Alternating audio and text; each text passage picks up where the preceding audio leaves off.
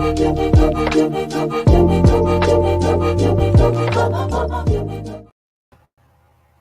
morning. Morning. Happy belated Father's Day to you and all the That's other right. dads out there.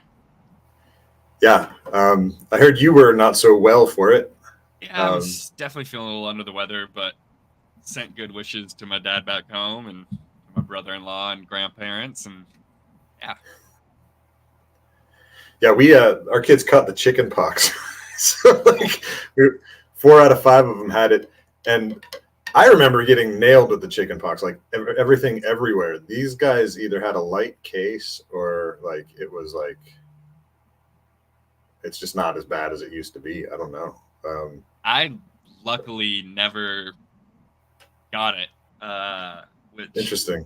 Yeah, I remember a couple of my buddies did, and I was like, "Do I just go over there and get it just to get it out of the way?" And then my dad's like, Oh, "But my dad had shingles," and he was like, okay. "No." He's like, "Avoid it if you can." He's like, "You don't want shingles someday." So, but yeah, luckily I never got by it. But 4 out of 5 that's tough. But yeah, like I said, it wasn't bad, but we had to stay away from a lot of people. Yeah. We did have some people that were calling us up saying, "Hey, can my kids come over?" But we never did any of that, except my in-laws. We hung out with my in-laws, and there were some cousins were potentially affected. We'll see. Yep. We'll find out whether or not they complain. Yeah, exactly. We'll see what happens. So yeah, we were a couple days later than we usually are. We had to kind of recuperate after some health issues from the weekend, and but there was a lot that happened, and it's actually kind of cool that we had the extra day because there were some other things that are worth talking about that came up. But the first thing we want to dive into is something that happened last week. We mentioned that the GG token offering was going to be ending, and it came to a close. You can see that it's over $200,000 raised there. As of now, there was an email that was sent out through DocuSign that if you're an investor, you need to get your signatures on that so that can finalize the process. And yes, it's a legitimate email. That was something that came up. There were a couple of people that asked about it in the Discord, and Jesse confirmed it. Yes, that was something that he said. Just to give some insight as to kind of what's next, what we're doing right now.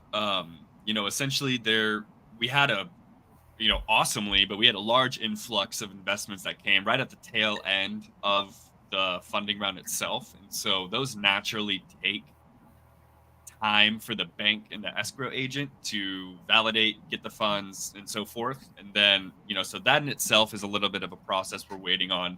And then obviously people have to finalize their agreement, essentially through that DocuSign. So as soon as we get all of those verified, we're still just waiting on, hopefully by the end of this week, if not, at the very latest by the end of next week, we should have that investor list finalized. And then from there, we'll be sending out an investor guide basically detailing, hey, this is that will essentially kind of be our short-term roadmap as far as, here's when you can expect your tokens. Here's the contract address. Here is, what we need from you as far as a wallet address that you want these tokens to be deposited to. We're going to need, there's certain levels of verification and other procedures we need to do on our end to make sure everything's going to the right place. Everyone knows exactly what's going on. So we're basically just waiting on that investor list to be finalized so we can kind of batch that out all at once and give everyone that information at one time. But yeah, so I'm basically working with Jesse to make sure that we have everyone's information, and then from there, we can start collecting information to get tokens distributed and let people know, hey, these are the first votes we're going to be voting on. Here's what we can expect to see right away. It's actually curious the way that it's like, it isn't a simple airdrop. It's like, oh yeah, like here, just like send us your wallet address through Discord and we'll dump you some tokens. No, it's going to be a little bit more secure than that, Yeah, for sure.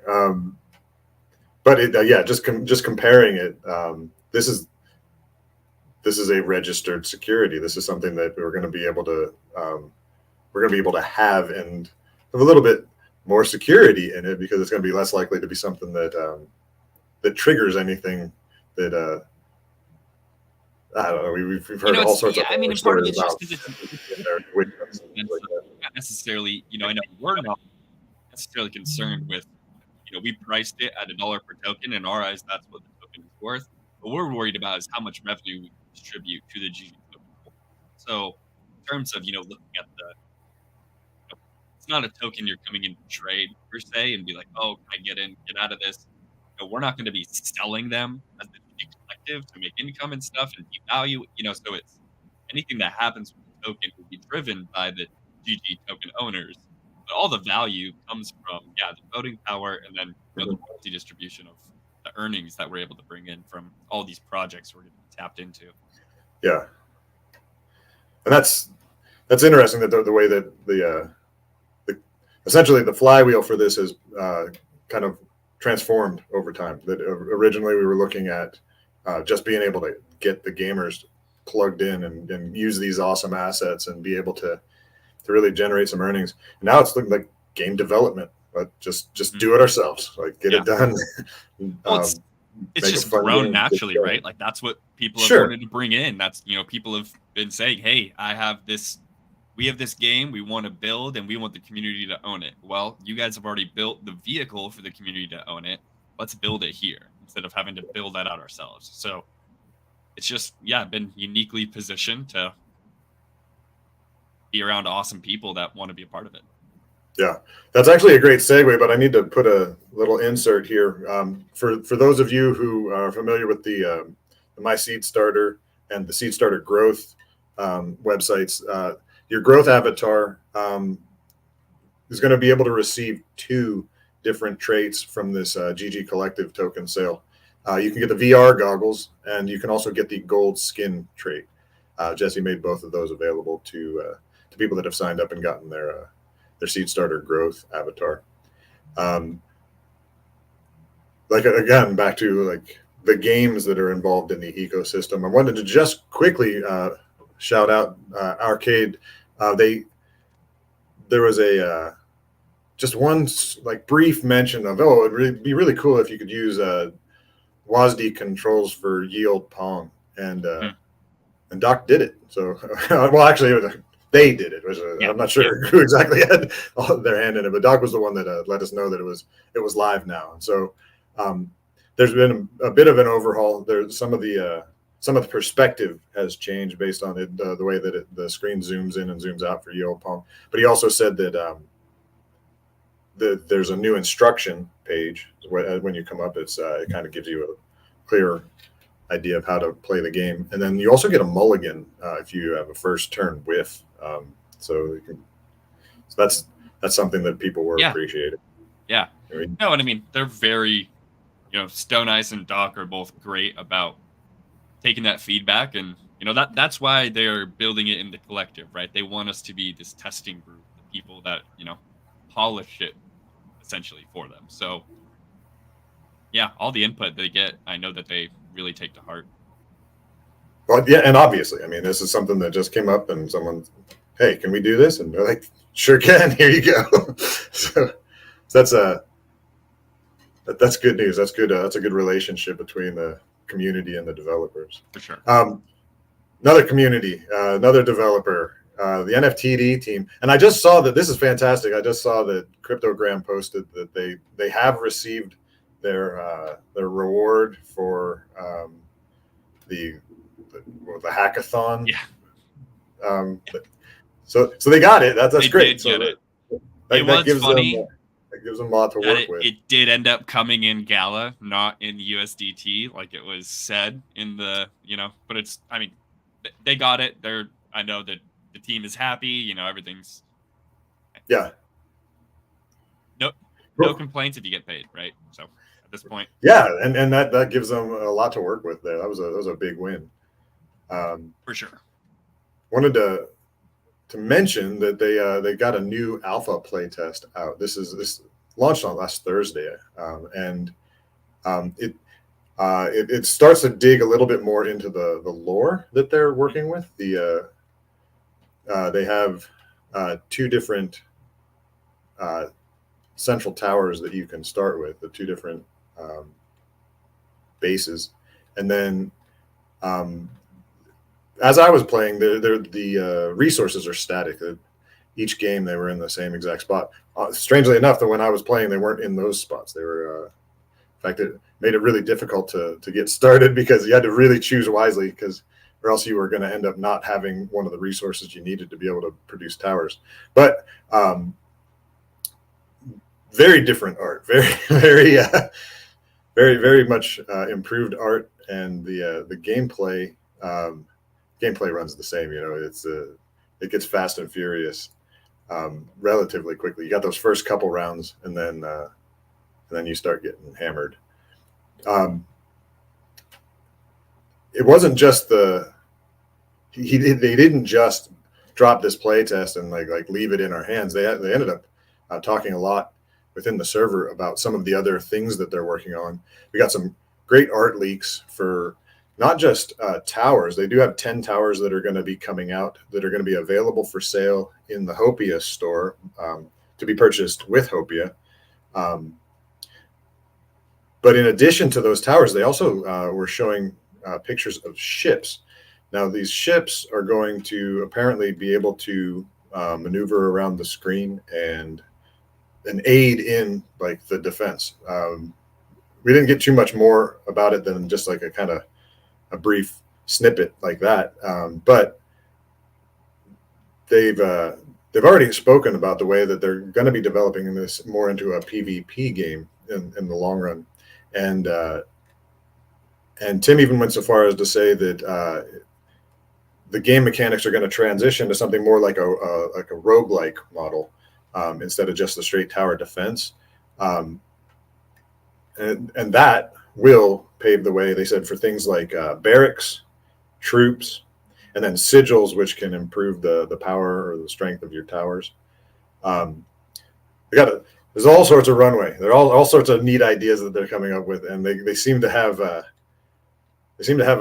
group on board that's really like eager to help them dive into it, play it, get the kinks worked out. So we're seeing a lot of action within the classic mode still, because they decided this past week that the winner of the classic mode was going to get an awesome T-shirt. Now, we had 2 different versions of this T-shirt show up.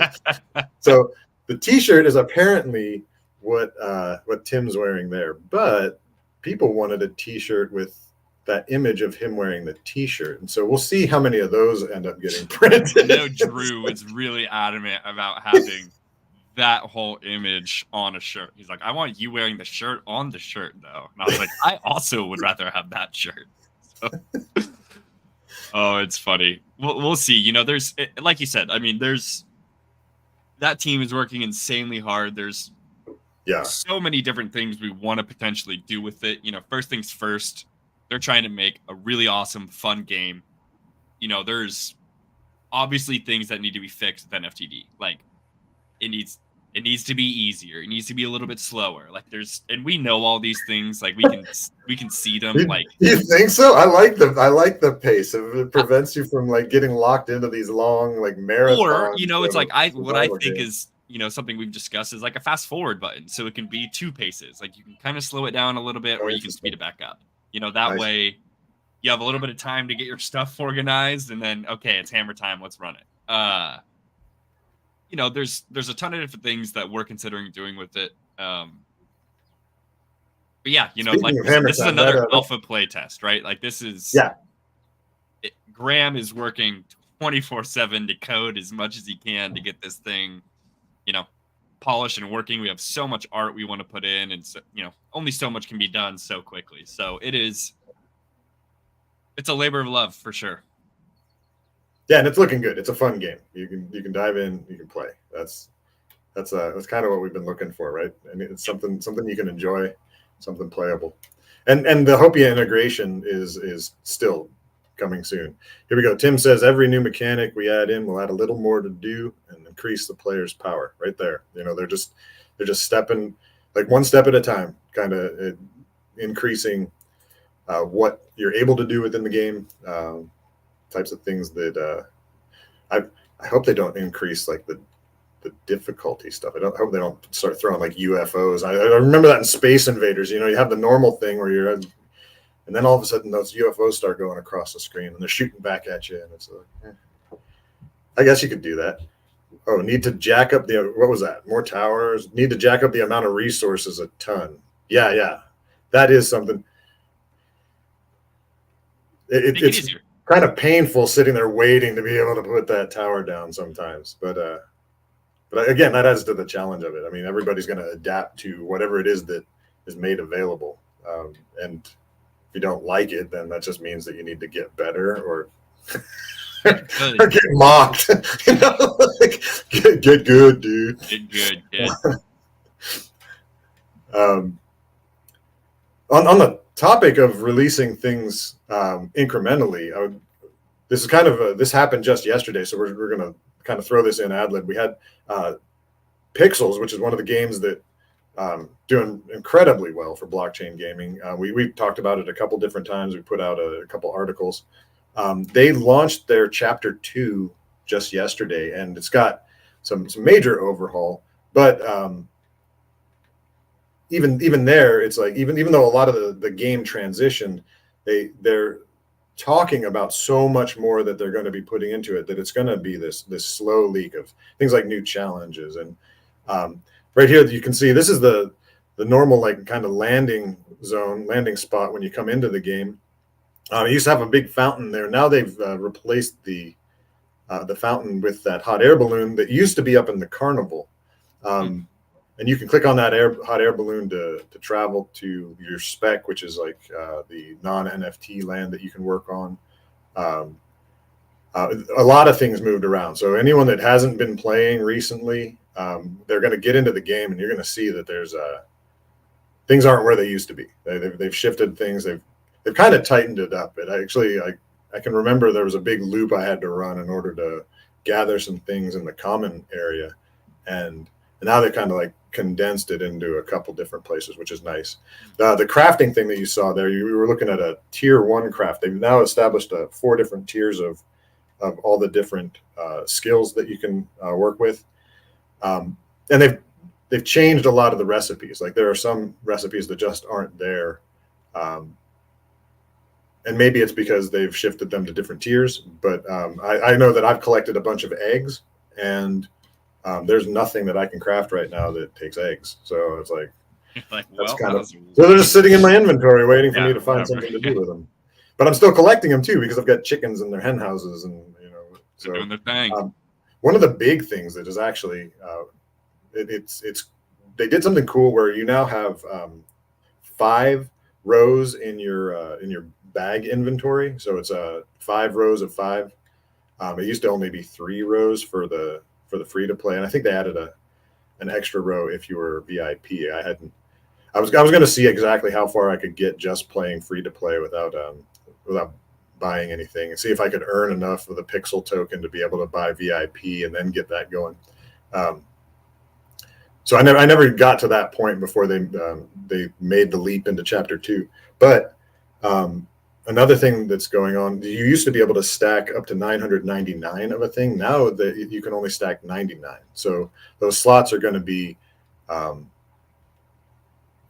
depending on how fast you're gathering. And they did also cut back on the gathering rate for a lot of things. So you used to be able to get like 40 wood every day from the common trees, like 20 from each tree.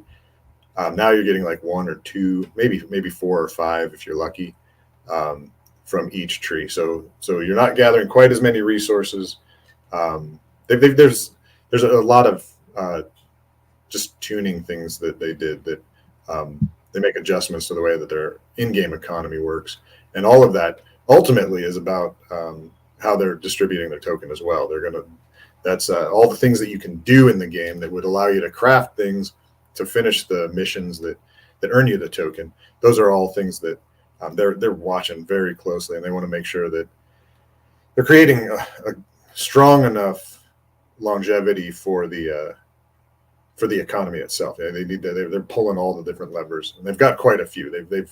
That's what's really neat about Pixels, that it's not just an on-off switch for the token. It's they can make minor adjustments to a bunch of different places in order to tighten things up if things start to like spiral and in a wrong way in any particular area for the token. So that's Pixels. That just came out yesterday, and again, like I said, that was just kind of like shoot from the hip on letting you guys know about that one. If you have been playing, there's a bunch of new skills you've probably seen that metal crafting and things like that. So you'll probably want to dive in and get as far down those skill trees as you can, as fast as you can. Back to what we know in the collective very well, the Bodhi team.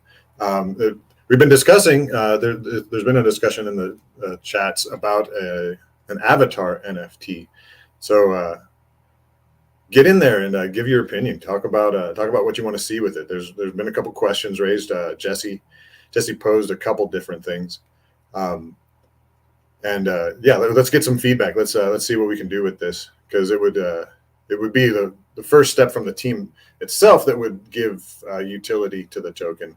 Now the secondary utility, as far as like what that avatar token would do, that would be further development, but just to get that thing minted and into the hands of Bodhi owners, that's definitely something where you can just spend the token to get something. So immediate utility kind of thing.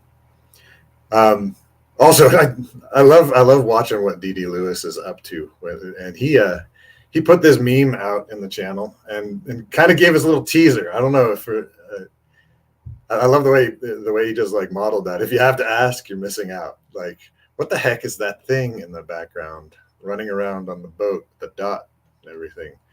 It was actually a little. He sniped some alpha from Jason Hughes over in the Outcast or the Mooncast channel. So gotta figure out how to get this shared real quick. Apparently last week Angel was working with motion matching, and they said they'd been banging their head against the wall to try to find the best way to do it, the most efficient way. And apparently he just kind of stepped back and found something simple and elegant. And Jason posted this video right there in the chat for us, so we could kind of get a picture of where they're at. He said this is not the actual image of their character models. This is just kind of a stock model, but the motion will work just as fluidly. It's just amazing to see the transitions, the momentum change, the shadow. All of that is just like really crisp. And so they already have that stood up and ready to go. They just import their own graphic quality and get it underway. Another integration, the blockchain integration is taking a bunch of steps forward. Eric let us know that he's working on items being minted from the game directly to player wallets. So that last week we had looked at some of the other stuff that he was doing. He was passing NFTs back and forth with the test chain that he was working with. That seems to be stepping forward at a really agreeable pace. That all the blockchain integration and interaction it seems to be falling into place the way that they want it to. And additionally, they're working. They've got the art style.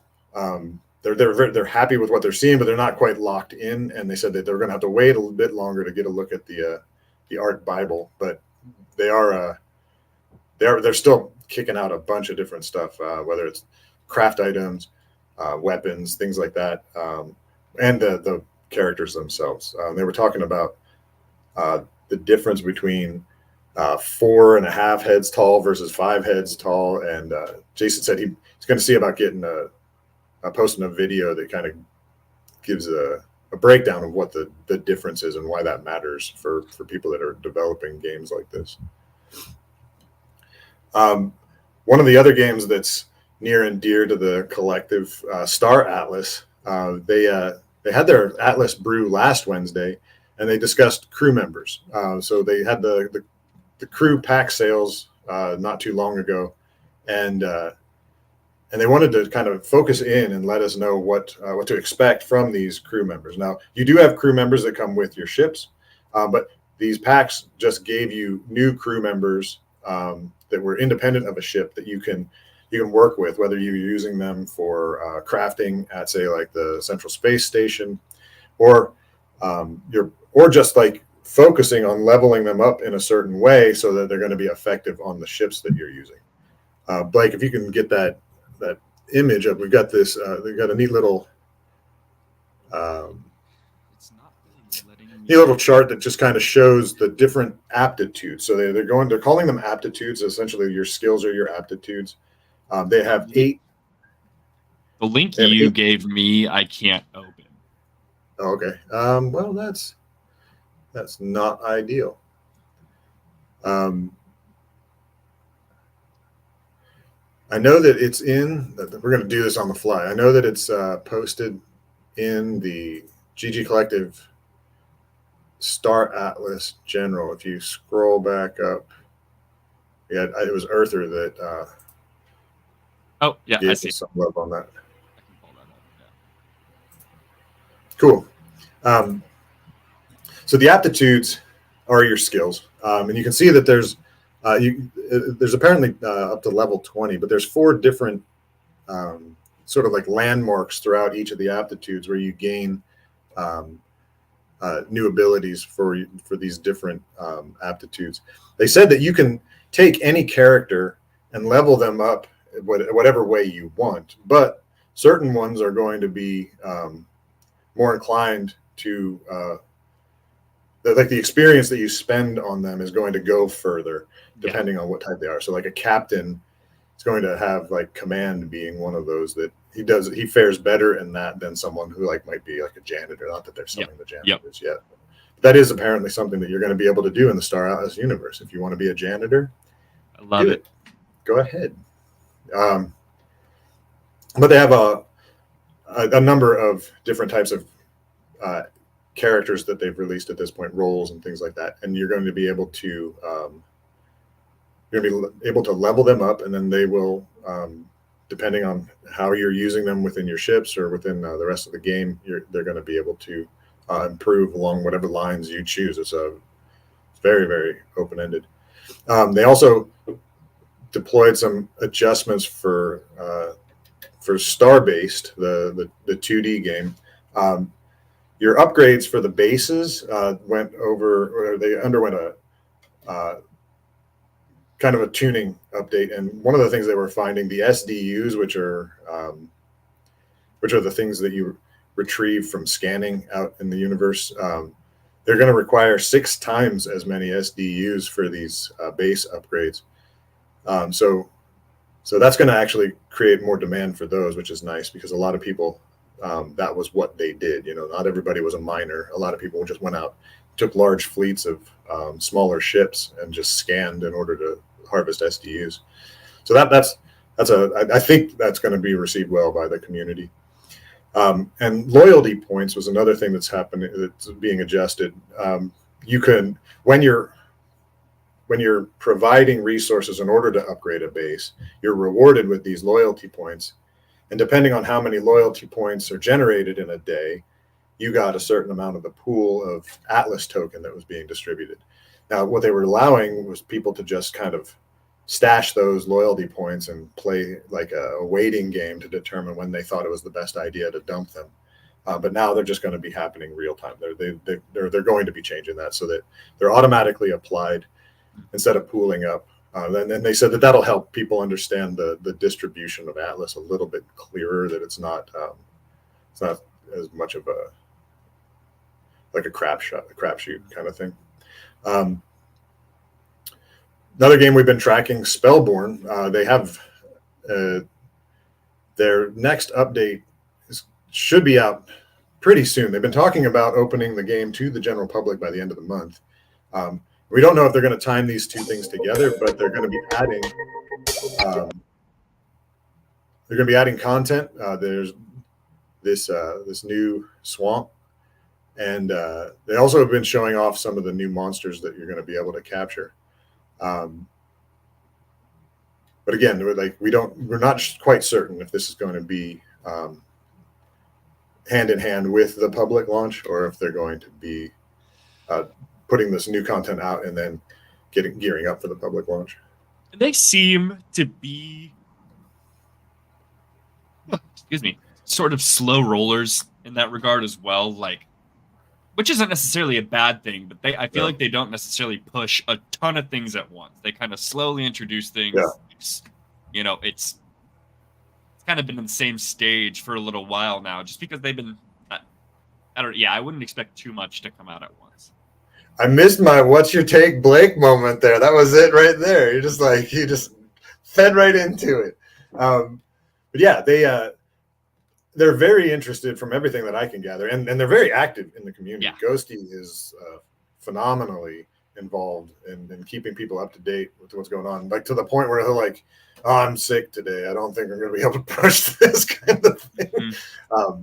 So very, very familiar in the community, but yeah, they definitely like when I first started playing, the battles were they took a pretty long time. There was a lot of loading, and then the last upgrade, everything was much more efficient. I don't know if it was an optimization thing or an intentional thing to slow down the pace that battles were happening at, so that they could make sure that they had everything tuned as far as the economy goes.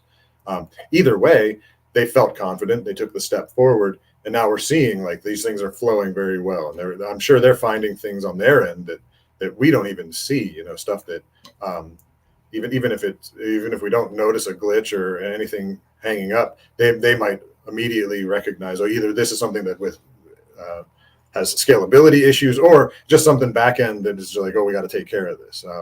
So that's. I really think that they're interested in making sure that what they put out is strong in its roots, and before they decide to pile another thing on top of it and put that stress on the original foundation of the game. So thankful for that. I think that's gonna go a long way to establishing the game, something that people can enjoy for a long time. One last thing we want to get to. See the season 2 play to airdrop rewards for Neon Heroes. They can be claimed starting today, actually.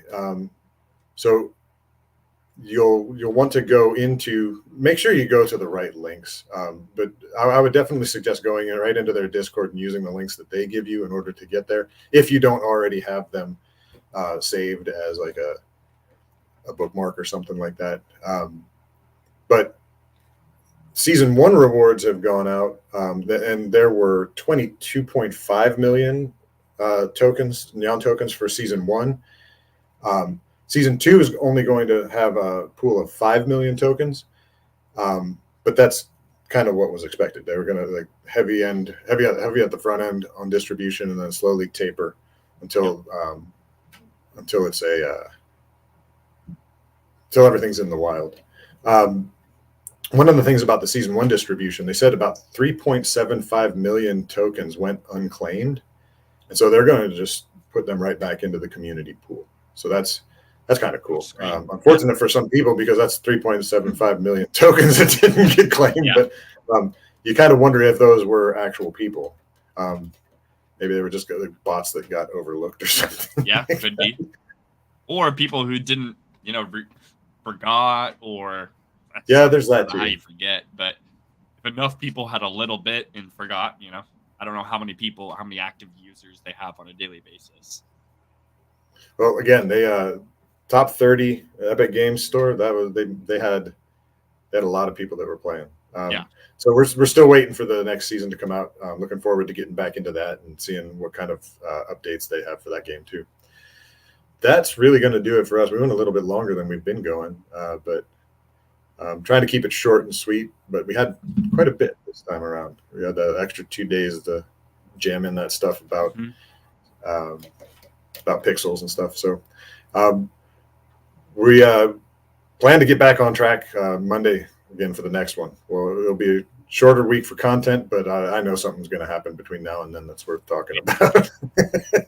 You're right. That's 2 years from now. Come on. All right, guys. Thanks a bunch for everything. Yep. We'll see you next time. See you later.